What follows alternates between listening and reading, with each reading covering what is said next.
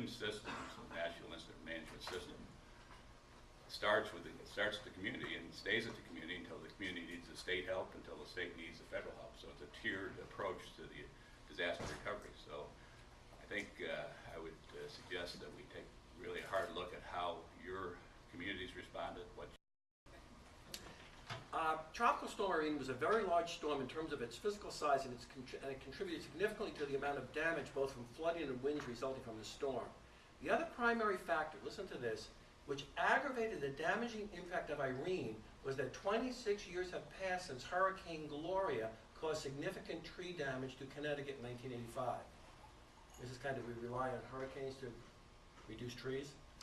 It's important to note that although Irene caused extensive damage to the power infrastructure of Connecticut, the storm was just a moderate tropical storm in terms of overall wind energy and only felled 1 to 2% of the state's trees. In the 1938 hurricane, over 30% of the state's trees were felled. And 1938 was a Category 3 hurricane with winds of 100 to 120 miles an hour. And our standard for preparation in this state, disaster plan, is built around preparing for a Category 3 hurricane. We are nowhere near prepared for that. So this issue is fascinating, and I just concluded. Vulnerability can be reduced if the majority of mature trees are removed from the critical zone within 50 feet of the center line of our roadways or power lines are buried. These options may affect the aesthetic appearance of our neighborhoods and be very costly in burying utility lines. Now this issue of tree trimming, we really need your advice on this. This is the recommendation of Demas, right? Here's the street, 50 feet, right? Okay, in suburban neighborhoods, you're into my living room, right? I mean, this is a big deal. Or we begin to bury critical pieces of it. So here's the issue, just quickly, and then we'll move on. Tree trimming. How should we approach this? I'd like to get your input on that. We're looking for solutions here. We've got to trim these trees. There's no question of that. We've got to clean up all these broken branches that are just hanging all over the place. Driving up here, drive through Simsbury, it's ridiculous. These things are all hanging over the side of here. And these trees will get diseased and then die anyway. So they've got to be, something has to be done here. So that's one thing we want to talk to you about, tree trimming. Question is, how do you actually do it? How do you make it happen? How can we be helpful in that? So there are some specifics where I think we as municipal leaders kind of have to get together with everyone around the table and say, okay, look, we understand what the problems are, what the issues are, and we understand that none of us has these specific finances to address it in an immediate and comprehensive way. So how can we plan it out and sort of use what the general might call force multipliers to get the job done by getting out of our silos a little bit and saying, okay, let's all attack this problem in concert. A much better result on the second storm than we did on the first storm in terms of communication with CLMP. The reason was in the second storm, we actually managed to get somebody who knew the community. To me, that is key. Because the fellow that came in the second storm knew where our vulnerable spots were, knew where our rehab center was, knew the places that needed to be brought back online first. So it seems to me that we need to urge a partnership between municipalities and the people who are going to be cleaning up and providing, and the people who provide the power, such as CLMP in our case. We need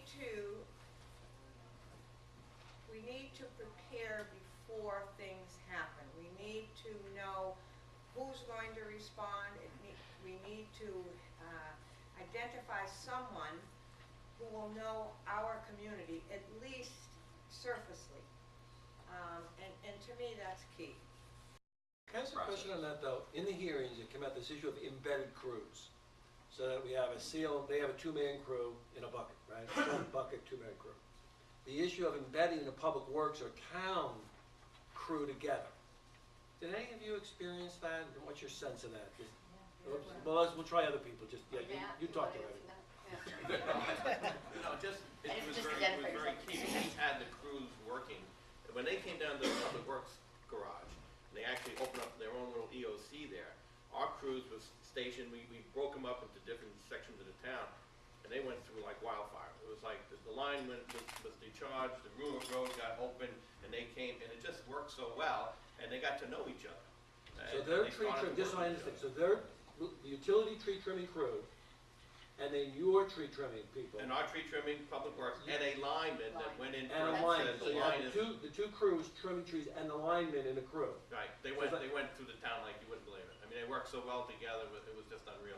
But why Within- wouldn't that within- be done in other Within 24 towns? hours, we had 35 roads open. Okay, so why would that not have occurred as just a standing practice in other Well, towns? I would tell you, 6 months before Irene, I sat with CLMP and our crews, and we asked them that before the winter would come, if you just give us one line crew, we'll put the tree crew together, and our public works crew, we've got a guy in town, and just put one person at the public works with us, and that's all we would need to open up roads and work it. We sat the 6 months with them. Irene came along, no, and we were working with Jack Scanlon out there. Before the next storm, we said, guys, I mean, you could see how this could have worked.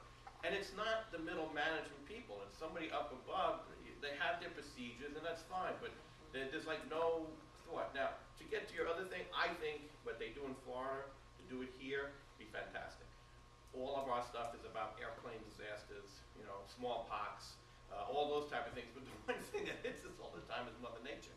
Yeah. And I think that relationship would be, that's the best recommendation I think it could do. And let's just talk about that if we did it. What we're talking about is the town side, Yes, right? So, you know, you're gonna have your public works guy and your, right? right. Then you're having the utility team, AT&T plus the electric, Mhm. right? And then we're having, let's think who's else in that team. Your tree trimmers. Tree trim. So that's a critical piece of this. But then you also have your shelter, Mhm. your whole shelter medical piece. Right. Police, fire, ambulance. You have Fire, police, ambulance. fire, first ambulance. I mean, I would tell you that. in And then the South state Windsor- EOC people, you've got the 5 regions. Right. Now, And- what and you do- DOT's gotta be a part of that too. I mean, a lot And of the us have DOT. DOT roads running through our town. That's where most of my power lines are, not in our subdivisions, because since the 80s, everything's underground. But it's in the main streets and the older sections in the 60s that you have the power. Matt, could you give us in writing what you did? You just- Sure, I have